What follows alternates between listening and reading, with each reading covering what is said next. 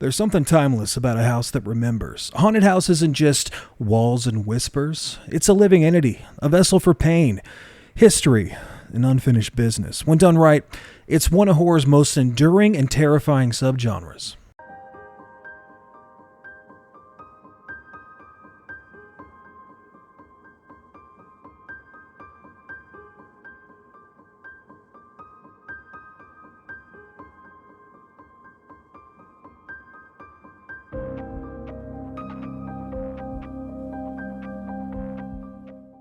Home is supposed to be safe.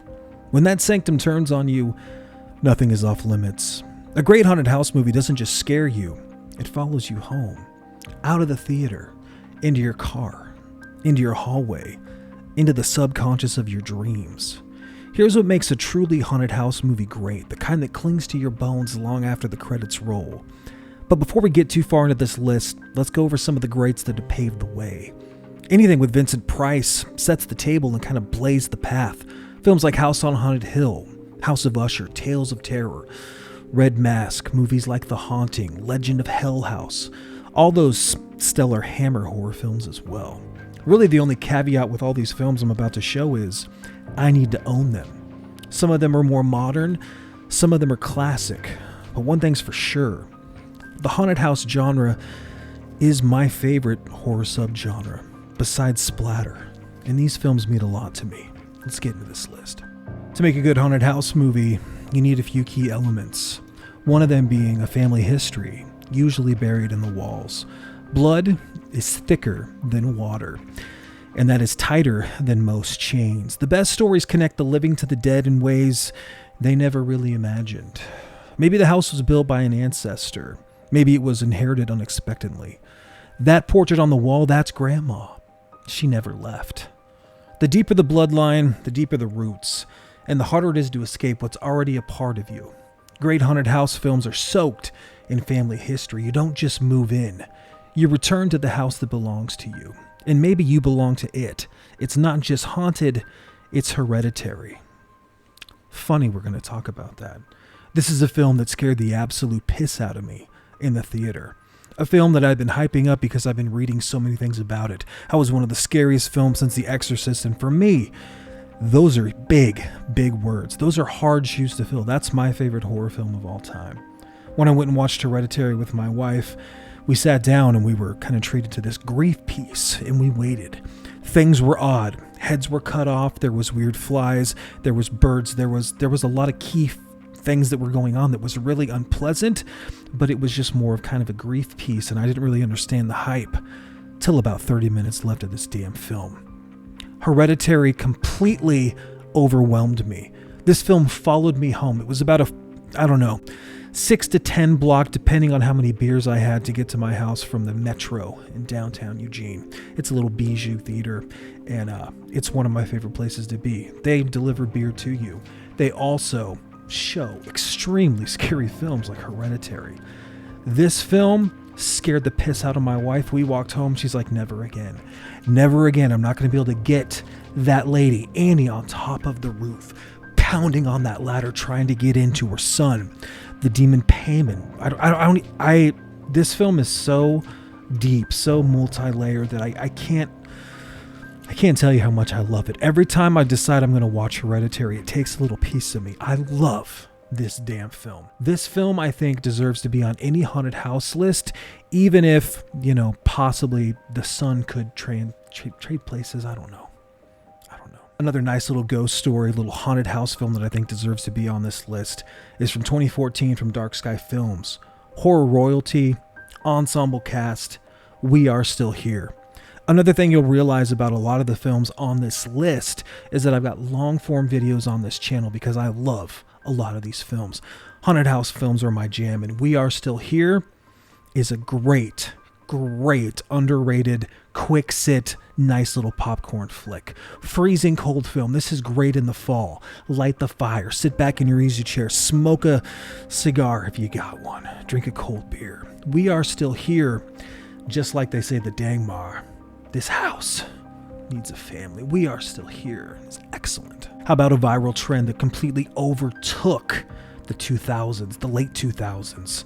just really made on a shoestring budget that had one of the greatest theater ad campaigns ever, where they were demanding this film. This film scared a lot of people. Found footage, you know what I'm talking about. Paranormal Activity, another excellent film. Excellent film. Quick sit. There's something unnerving about the house and how it's following the girl. And technically a lot of these films, you'll notice that there is a house that's haunted. It's really, some of them can be possession, some of them can just be ghosts. But I think Katie in this film, completely being just disgustingly possessed and haunted, followed around in the attic wherever she goes. I think that this film is excellent. I think that there's a lot of sequels that don't live up to the first one, and Paranormal Activity needs to be on your haunted house list as well. Debate on whether or not, it's an actual haunted house film is a James Wan film, this awesome little steelbook from Sony, one of James Wan's first films, Insidious. Now, this does change houses because, the kid is haunted, and it does follow him. This with Lynn Shay, Patrick Wilson Wright, the chick from Bridesmaids. Insidious is a genuinely creepy movie. I don't know if it's scarier as the more times that you watch it. I do think the Darth Maul element does kind of run its course a little bit, but I think the music is excellent. I think some of the effects in the daytime is excellent, and I just really love James Wan, just bare bones approach to this thing. I love it when they go into the void, right, and they go into... I think it's just so awesome when they're exploring his dream state. Insidious doesn't care who you are. It comes after your children. I love this film. I love how the witch gets closer and closer and closer in every photo. I think that's genuinely pretty damn creepy. Insidious rocks. Another one of my favorite family history films that's got the great Burgess Meredith, Karen Black, Oliver Reed, Bette Davis. Burn Offerings from Kino Lorber. This is a film that I'm going to do a full, long review on because I just love it so much. I think Burnt Offerings, for another PG horror film, is genuinely creepy. It's just, it's almost got a little Changeling to it, if you will. And I just think that it's a perfect film. I think the grain in this transfer is amazing. I think the sound is amazing. I think the dude in the limo is super creepy. I think this film just absolutely rocks. I love how unhinged it is. I love the grandma upstairs. I love how the house eventually takes over and it wants to bring the body back. It needs a new family. Burn Offerings, if you've never seen it, this is like a made-for-TV film. PG. Don't let the PG fool you. Burn Offerings rips. The best haunted house films aren't just haunted, they're cursed. Some terrible act rooted in sin, vengeance, or ritual permeates every single floorboard. Maybe it was a deal with the devil, a botched seance, a brutal murder, sealed off behind the bricks and plaster. The curse is generational. It doesn't just linger, it feeds. The curse is never finished. It's just waiting. It always starts with a curse, some ancient sin soaked into the soil, a betrayal, a ritual, a death that shouldn't have never happened. And that's evil. It doesn't just linger, it festers. The house doesn't hold a grudge, it remembers. Some of these films coming up are some of my favorite films in the entire world. Okay, let's just start off with a banger, an absolute banger.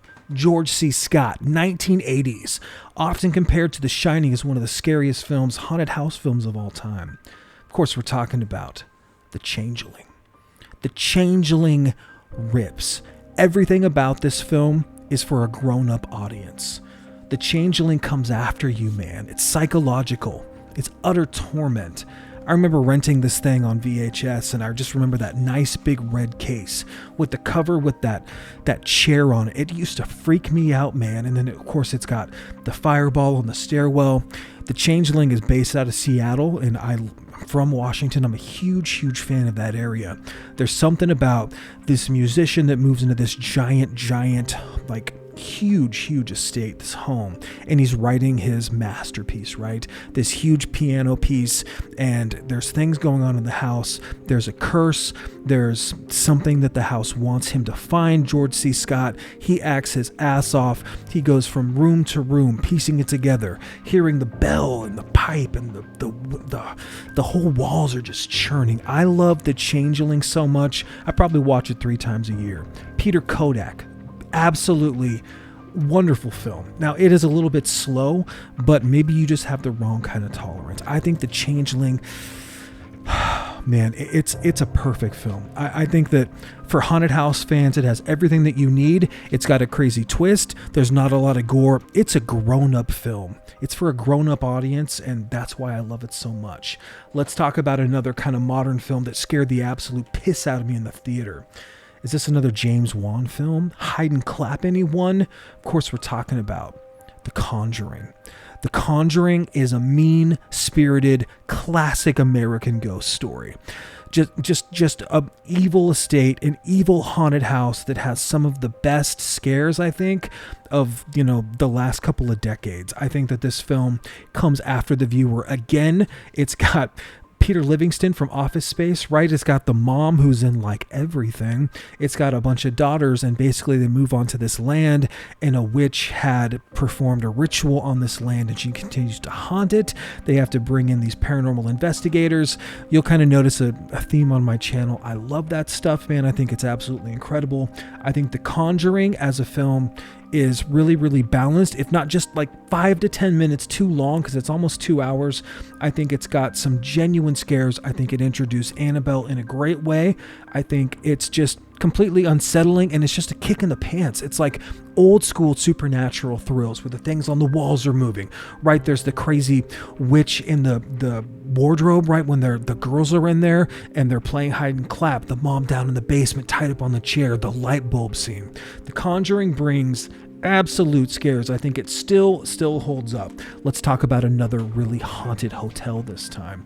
This is a 3-piece with a new film coming this year. Absolutely killer umbrella release, Hell House LLC. Now, I think that the newest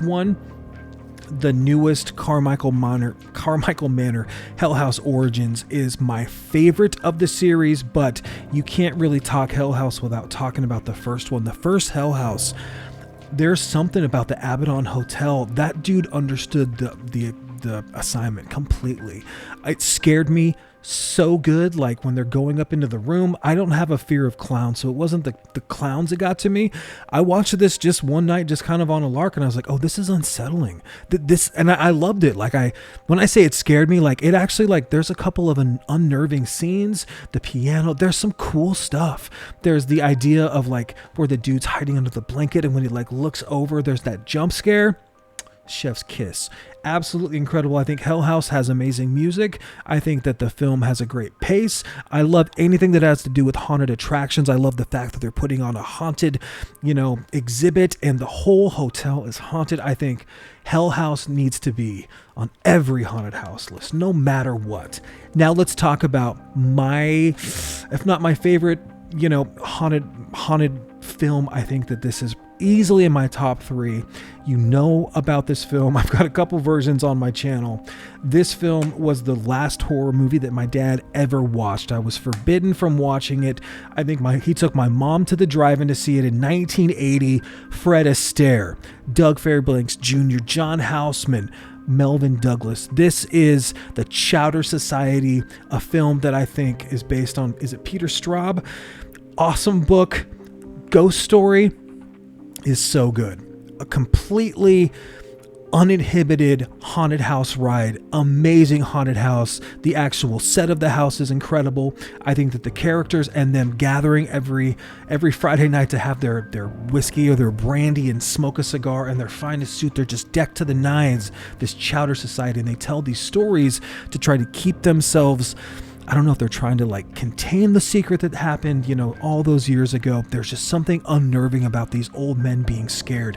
Ghost story, dude, one of the best covers, one of the best like actual ghost jump scares where the ghost comes out of the water, out of the coffin. There is just ghost galore. There's crazy amount of nudity for this film, right? That woman is so scary no matter which time period she is in. She is crazy good in this film. I love ghost stories so much. I really just want to talk about this character for like 15 minutes. I can't wait to have a nothing but ghost story episode and find someone that loves it as much as me. When my dad seen that I own this movie, he's like, why do you have that? I never want it. Why is that here? Like, he hates this film, and that's why I love it so much. Ghost story, Curse is awesome, man. Curse is like cobwebs, one of my favorite horror sub little elements. Forget those random bumps in the night. Great haunted house films give us spirits with intent, malevolence. They're not just scary, they have stories, twisted motives, and unfinished business. Some want to protect, others want to punish. A child ghost who cries behind a locked attic door. A woman in white who stares from the hallway at 3:33 every night. They aren't just apparitions, they're memories with teeth. The ghosts aren't random, they know you're here. They're waiting, watching every whisper, every flicker of the light. The cold breath on your neck. They're not here to say hello. They're here to finish something, and they need you to help. These next 4 are some of my favorite films. The newest one on this list came out last year, and I think it completely overwhelmed everybody that's seen it. Of course, we're talking about Oddity. Oddity as a film is menacing, supernatural, just a suspenseful superstar of a film. Great revenge plot, great setting, great haunted house, great box, great evil spirit, whatever you want to talk about.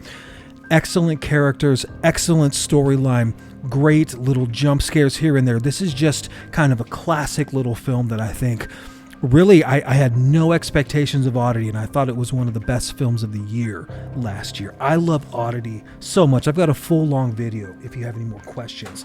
Another film that I just watched with my buddy Fernie, that it was the first time for him that I can watch any day of the week. I can probably watch this film once a month, and it takes a little bit of me every time. I love Grief Pieces. This is an Australian film, one of those extreme horror films. I got a long form video, of course, on it. We're talking Lake Mungo. Lake Mungo is one of those haunted house films that just continues to creep on you every time that you watch it. Beyond just being one of the saddest films you're ever going to see, at first it starts off as this crazy documentary, and it's so real. It's played so straight. And the man that made this film only made this one film, and then he dipped out. He said, "Peace, man. I made it. That's all I needed to do." Lake Mungo, of course, has to do with a ghost that wants to reveal something to her family, a ghost that's scared, a ghost that wants to tell her story. Lake Mungo, the lake really, it has something to do with it, but it's that house. It's the way they set up the shots. It's the angle. It's the bedroom. It's the off. It's everything about her coming back. Absolutely horrific, great film, a film I can watch anytime. Let's keep on cruising with one of my top 5 favorite horror films of all time, a film I don't feel like I can even cover. This one I bought on VHS in probably 1995 with my paper route money. I want to say I was like 12, bought this from Kmart, $7.99. I remember the price, I remember the cover, of course I remember Bruce Campbell. We're talking about The Evil Dead, one of the greatest horror films of all time. Really kind of created the cabin horror film, the supernatural possession, the Necronomicon that we love so much. Shout out to Lovecraft, of course, but The Evil Dead, I don't have enough words to talk about this film. I think that it's absolutely perfect. I think it's cast perfect. I think it has the greatest music. I think it's got the greatest shots, the greatest establishing shots, the greatest crane shots, the way that it zooms in, the way it's campy, the way that it's that kind of slow motion, the animation, the way that it's the puppetry, everything about The Evil Dead I think is still effective. I think is still scary. I think the woods are evil. They're possessed. There's something about when Cheryl first goes, "Jack of Spade," right? Jack of Diamond. She's just losing her mind. And then of course her locked up in the cellar when they have to go ahead and try to get away from her when they go out to it's just overwhelming as a horror film. I think that it's just vicious, brutal the whole time. It holds up. It's almost a perfect franchise. I love every single Evil Dead film.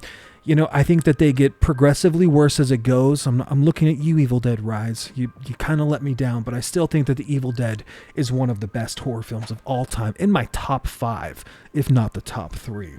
One that I just reviewed like 2 weeks ago, a Ty West film, probably his second film, this second sight release of a classic haunted house film, classic American, classic New England. Everything about this film is classic. House of the Devil. It overwhelms me every time I watch it. I think that it's got great Tom Noonan, right? Everything about it. The girl's great. The dancing is great. The music is great. The people upstairs that you do not want to like. If you knew it was behind the door, that dead old woman, the seance, the way that it ends. I love House of the Devil, and I think the Ghosts with Purpose really sell the genre.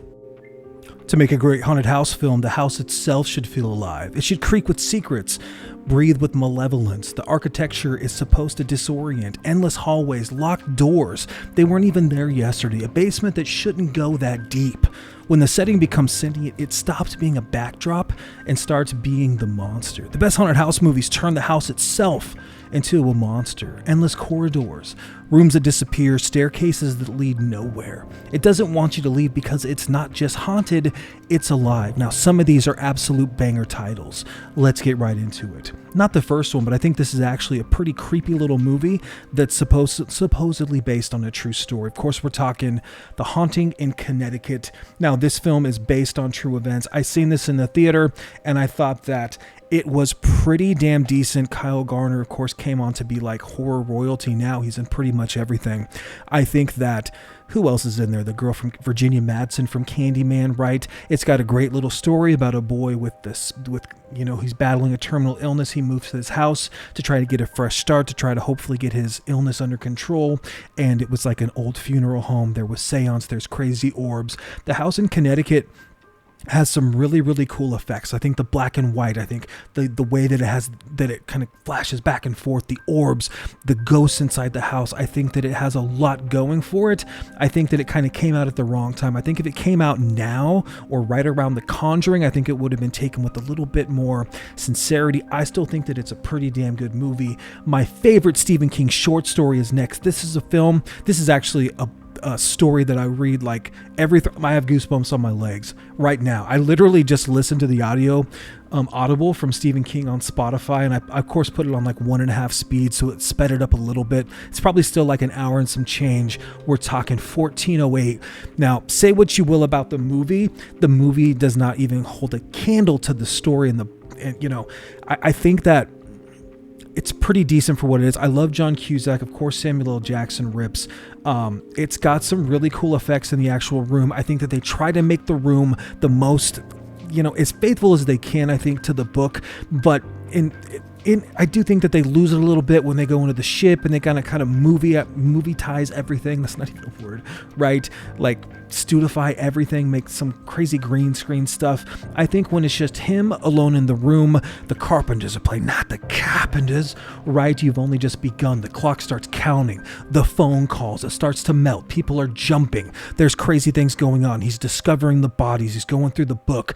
Goosebumps are on my legs. 1408 as a story is absolutely stellar. I think it's one of Stephen King's best written. I think that he loves that story. He talks all about it. I think as a film, it's pretty decent, but as a haunted house, like an actual room, I think it's absolutely stellar. Let's talk about another really haunted house. This is an H.P. Lovecraft film or story that's based off a Stuart Gordon short from the Masters of Horror. I can watch this movie pretty often. I've seen it so many times. I love the witch in this film. I love the crazy rat with the face. I love all of the crazy gore. I love the random nudity with blood. I think that Stuart Gordon's Dreams in the Witch House is an awesome little movie. It's got the actor from, is that Ezra Gooden, I think, from Dagon. I think that it's super, super fun. It's a quick sit at only an hour. I think it really, really builds the story. It's not exactly faithful to the Lovecraft version, but Stuart Gordon, Reanimator, From Beyond, right? Him and Brian Usna had this tear where they were doing a lot of Lovecraft, and I think for the sum of its parts, I think Dreams in the Witch House has some general scares. I think it's damn good. Let's talk one of my favorite directors of all time, Lucio Fulci. The House by the Cemetery, Dr. Broadstein. This film is so good, with one of the worst actors of all time playing Bob, right? Cobwebs likes to say the Mickey Mouse. I think that this film is great. I think it's got incredible gore, of course. I think the actual house by the cemetery being haunted is incredible. I think the stairwells are great. I think the tracking shots are great. I think everything he does with the zoom-ins on the eyeball, of course, the pumpkin knife through the back of the skull. I think everything in this film is sick. The blood color just dripping across the walls. This film has amazing music. It's got an amazing setting. I freaking love everything about this film. House by the Cemetery, if you know me as a huge Fulci fan, love it. Love. Another one of my favorite horror films of all time from 1980. This is a haunted house staple, and the next two we're going to talk about absolutely are. We are talking about A film with James Brolin, Margot Kidder, Rob Steiger, one of the scariest books I ever read, Jay Anson. I've got a crazy long form video where I tell that story about finding the book with the dead flies in it, trying to get rid of it at A&P in my job when I was like 19 or 20, and the incinerator turned on when it wasn't even like hooked up to the... Freaked me out, man. Couldn't get rid of this book. The Amityville Horror, one of my favorite classic haunted house films of all time. We're talking of all time. Completely holds up. I love the remake too, but the first film is so good. The music, very Rosemary's Baby, right? The color tones, the pig in the window, the flies, get out! Everything about this film just is so good. If it's not on your list, what the hell are you doing? The Amityville Horror is one of the best damn haunted house films. I don't care who you are, right? It does not matter what you're doing. Put on the Amityville Horror, it's going to feel a little slow. Okay, there's going to be a little bit of grain unless you get that 4K from Vinegar Syndrome. They just re-released it with new special edition slipcover artwork. You need to pick that thing up before I talk about this next film. A film that I'm not going to cover on this channel just yet. I need to get a little bit better at this first. Don't abuse the ones you love first, right? Save them for the end. Save them until you know what you're doing. Hurt the ones you love later.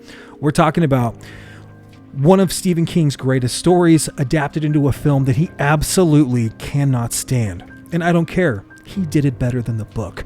I know that he took some liberties. I know that Stephen King is pissed at him for calling him over and over at 3 a.m. asking if he believed in God. What, like all of these crazy questions. Are people truly evil? We're talking about Stanley Kubrick's magnum opus, one of the greatest horror films of all time, in the top 5. I don't care who you are, where you're from. Jack Nicholson's my favorite actor. Shelley Duvall, Scatman Crothers. This film has lore, it has legend, it has everything possible that you could ever need. A perfect transfer from Warner Brothers. We're talking Stephen King's, Stanley Kubrick's made it better, The Shining. The Shining is absolute perfection, 100%. It does not matter what mood I'm in. If someone says, do you want to watch The Shining? I say, fuck yes. Right fucking now. I don't care what's going on. I love the maze. I love the Colorados. I love driving up to the hotel. I love the music. I love going to the actual overlook in like Mount Hood Meadows over there in Oregon. That is an amazing place to go check out. You can stay on location. Okay? The Shining has got some of...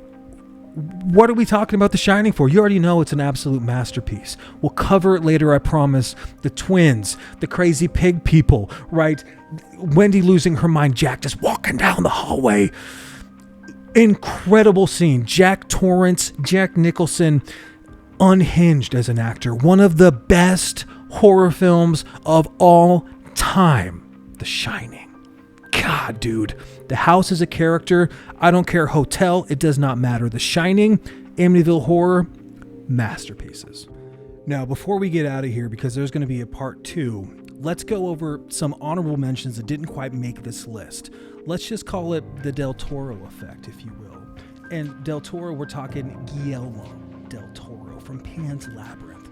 Okay, now this is one that he produced that I think is still excellent. Came out in the 2010s, I want to say. Jessica Chastain absolutely killed it as the punk rock mom trying to get away from the evil spirits. I think that this, as kind of like a little haunted house film, is pretty damn fun. Kind of evil spirit, kind of haunted house. We're talking Mama. Mama brings quite a bit of fun little scares. I think that the CGI is a little bit hokey, but I can get past all that because Del Toro has this knack for like finding the right mood, the right time, and I think that Mama is still pretty fun. Another one that he actually directed, the visionary director that I think is a little bit overrated, but I still like it as a haunted house film, Crimson Peak. Crimson Peak as a film is beautiful to look at. It's very gothic. It's very overblown. It's got excellent character actors. It's got all kinds of crazy cool music. It's got great gore. It's got all this great rich like Victorian bloodshed. And I think it has a lot going for it. I think the house itself is super cool. The woman, the way that it turns, the bathtub. There are so many cool scenes in this film. I think it's just a little bit overblown. It's a little bit too long, but I still really like it as a haunted house film. And then I think one that definitely needs to be on everybody's list. This is one of his first films. This is a Spanish film. that I think is just absolutely incredible. Has crazy cool ghosts, a crazy cool setting. We're talking The Orphanage. I think The Orphanage, it's really, really good. I mean, I love the ghosts. I love foreign films. This is one of the first ones that I remember being like, oh yeah, I can pretty much like almost understand the Spanish. I hear so much of it. I think that it just, I don't know. He gets haunted house films. He gets how to make the ghosts kind of creep into frame. I think there's crazy cool effects. I think that the actual haunted orphanage, all the different souls and bodies and the way that she hears them and she sees them out of the corner of her eye, the things that he does with negative space, dude, is absolutely incredible. You guys are also absolutely incredible. Thanks for sticking around. If you made it almost 30 minutes into this haunted house list that I think everybody should watch, there will be a part 2. I got lots more stuff coming. I got at least 1 or 2 more videos I want to do this weekend. Cool stuff on the way. I've got a podcast coming out pretty soon in the next week, 2 weeks actually. Guys, take care of yourselves. If you haven't already, please hit that like, hit the thumbs up, comment down below. What is your favorite haunted house film of all time? Am I off base with some of these? Are some of these not good? Are you a fan of modern horror films? Some of these modern ghost stories? Should The Conjuring have been on this list? Maybe it's on part 2, you never know. And then if you haven't already, subscribe if you want more crazy, kind of gross horror films with my crazy zany humor. I'm just a dude talking to this camera, having a great time. I love you so much. Take care. Cheers.